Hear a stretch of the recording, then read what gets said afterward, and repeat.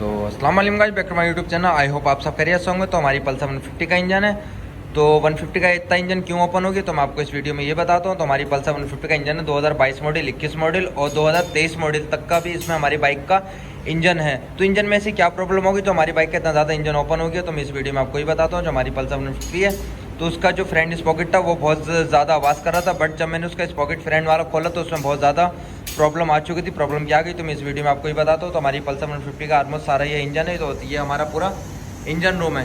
तो ये जो सारा इंजन है हमारा पल्सर 150 का इंजन है। तो पल्सर का इतना इंजन क्यों ज़्यादा ओपन हो गया तो मैं आपको ये भी बताता हूँ, और इसमें ऐसी क्या ऐसी प्रॉब्लम आ गई जो इतना ज़्यादा हमारा पूरा इंजन ख़राब हो चुका है। तो हमारा एक इंजन ये भी खुला हुआ है और ऑलमोस्ट अभी हम थोड़ा सा इंजन बांध रहे हैं। तो हमारे ये काफ़ी ज़्यादा इंजन पूरे डैमेज हो चुके हैं। डैमेज किस रीज़न की वजह से हुए हैं और किधर से हुए हैं तो मैं आपको ये बताता हूँ। तो हमारी पल्सर 150 कॉम्बो और विदाउट कॉम्बो का तो इंजन सेम ही है, अंदर से कुछ भी चेंजिंग नहीं है, और चैम्बर भी और उसके जो क्रैंक कैसे लेफ्ट और राइट वाले वो सब सेम ही होते हैं। तो बस खाली उसके में मॉडल में जो हमारा होता है खाली फाइबर में थोड़ी चेंजिंग होती है, फाइबर में हो गई, सीट में हो गई। तो हमारी पल्सर 150 है और इसमें कॉम्बो विदाउट कॉम्बो दोनों इंजन मिक्स होंगे। तो हमारी बाइक में से क्या ऐसी प्रॉब्लम आ गई तो मैं आपको ये बता देता हूँ। तो हमारी पल्सर 150 का देखिए क्रैंकेस लेफ्ट हैंड वाला टूट चुका है। किस रीज़न की वजह से टूटा तो हमारी बाइक का काफ़ी ज़्यादा इंजन ओल्ड हो चुका था। समथिंग हमारी गाड़ी 70,000 किलोमीटर चल चुकी। 70,000 किलोमीटर पर भी हमने इसकी पॉकेट की सील नहीं चेक कराई।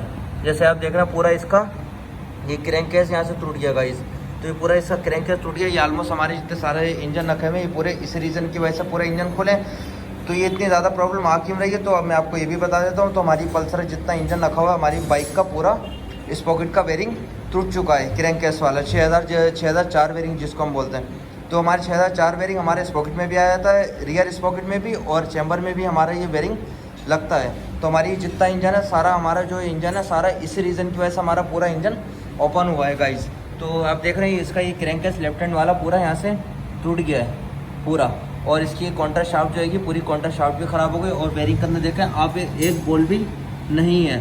तो गाइस इस चीज़ से बचना कैसे है तो मैं आपको ये बता देता हूँ। तो अगर हमारे पास 150 है, अगर हमारे पास किसी कंपनी की बाइक है, अगर हमारी बाइक में अगर साइड स्टैंड के पास है कहीं से भी अगर ऑयल लीक हो रहा है तो हमें उस चीज़ को लाजिम चेक कराना चाहिए, हमें उस चीज़ को इग्नोर नहीं करना चाहिए।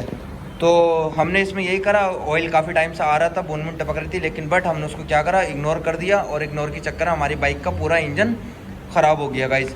तो हमें ऐसी गलती नहीं करना। अगर हमारे पास किसी कंपनी की बाइक है और ऑलमोस्ट अगर हमारे पास पल्सर 150 है तो हमें स्पॉकेट सील लाजिम चेक कराना चाहिए। अगर हमारी बाइक 30,000 चली हुई, 40,000 चली, 50,000 चली हुई तो हमें लाजिम चेक कराना चाहिए। समथिंग अगर हमारी बाइक 20 से 25,000 चली है तो नो प्रॉब्लम, उससे हमारा कोई इशू नहीं है। लेकिन हाँ अगर हमारी बाइक 50,000 चली हुई तो हमें लाजिम स्पॉकेट की ऑयल सील लाजिम चेक कराना चाहिए। तो इससे क्या होगा, अगर हमारा बाई चांस इंक्रीज अगर हमारा बेरिंग टूटा भी होगा तो हमारा क्रैंकेस नहीं टूटेगा। जैसे हमारे इस इंजन का क्रैंकेस पूरा टूट गया तो क्रैंकेस क्या होता है काफ़ी ज़्यादा महंगा आता है, सस्ता नहीं आता। तो ये क्रैंकेस यहाँ से पूरा ख़राब हो चुका। अगर हल्का सा ख़राब होता तो हम इसको रिपेयर भी करा सकते हैं, लेकिन बट ये यहाँ से पूरा टूट गया। तो अभी टूट गया यहाँ से, तो वेल्डिंग नहीं होगा। अगर यहाँ से ख़राब हो जाता तो हम इसको रिपेयर भी करा सकते हैं। तो हमें इस चीज़ से हमें ऐसे बचना है। तो अगर हम इसको अगर ऐसे नहीं ध्यान रखेंगे, अगर हम ऐसे इसको करते रहेंगे, ऐसे चलाते रहेंगे तो हमारी बाइक का क्या होगा क्रैंकेस पूरा टूट जाएगा, और क्रैंकेस के साथ साथ हमारी बाइक के सारे गियर भी ख़राब हो जाएंगे। जब सारे गियर ख़राब होंगे तो फिर हमें सारा पूरा गियर बॉक्स नया डालना पड़ेगा और क्रैंकेस भी डालना पड़ेगा, और हो सकता है शायद हमारा राइट साइड का भी चैम्बर गियर तोड़ दें।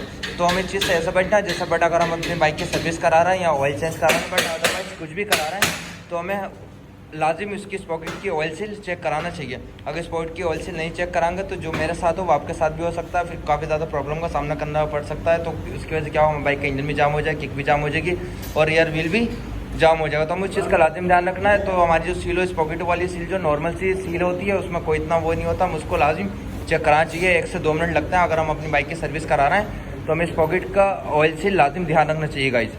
अगर हमारे बाइक में कोई भी इंजन की ऑयल सील है कहीं से लीकेज आ रही है तो हमें उस चीज़ को पहले चेक कराना चाहिए, क्यों ज़्यादा बड़ा मसला नहीं बन जाए। जैसे किक की ऑयल सील है, गियर शाफ्ट की ऑयल सील है, न्यूट्रल का स्विच है, कभी कभी समथिंग वो भी बहुत ज़्यादा लीक करने शुरू हो जाता है तो उसकी वजह से इंजन में सारा ऑयल निकल जाता है, हमारी बाइक सीज मार रही थी। लेकिन ये जो बेरिंग है तो हमें इस चीज़ का लाजिम ध्यान रखना चाहिए। अगर हमारी बाइक में ज़रा सा भी ऑयल लीक हो रहा है तो हमें इस चीज़ का लाजिम ध्यान रखना चाहिए। ओके गाइस, हमें सील को लाजिम चेक कराना चाहिए अपने हर ऑयल चेंज पे। और अदरवाइज़ अगर हम ऑयल चेंज नहीं करा रहे, अगर हमें डाउट है तो हम वो भी क्लियर कराना चाहिए।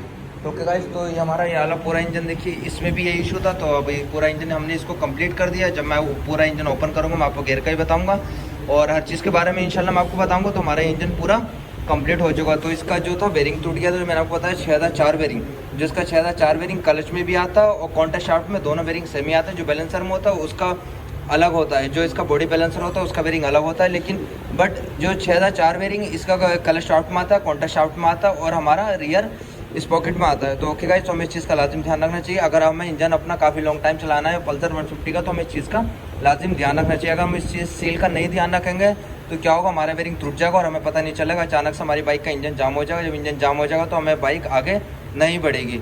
तो बेहतर यही है, हम अपनी सील लाजिम चेक कराना चाहिए हर, जैसे ऑयल चेंज पे, सर्विस पे। अगर ऑयल सील चेक कराएंगे तो हमारी बाइक का इंजन ख़राब भी नहीं होगा और जाम भी नहीं होगा। और अदरवाइज जैसा अगर बेरिंग टूटा होगा तो हमें बेरिंग पता चल जाएगा। तो उससे क्या होगा, हमारी बाइक के गियर भी ख़राब नहीं होंगे और चैम्बर भी बच जाएगा। तो उससे क्या होगा, हमारे बाइक का खर्चा भी कम आएगा। जैसे ऑलमोस्ट हम इंजन पूरा कराएंगे तो काफ़ी ज़्यादा महंगा पड़ेगा। तो उससे क्या होगा, हमारी बाइक का काफ़ी ज़्यादा पार्ट्स बच जाएगा। तो इस चीज़ का लाजिम ध्यान रखें। ओके गाइस, तो इंशाल्लाह मिलते हैं फिर नेक्स्ट वीडियो में।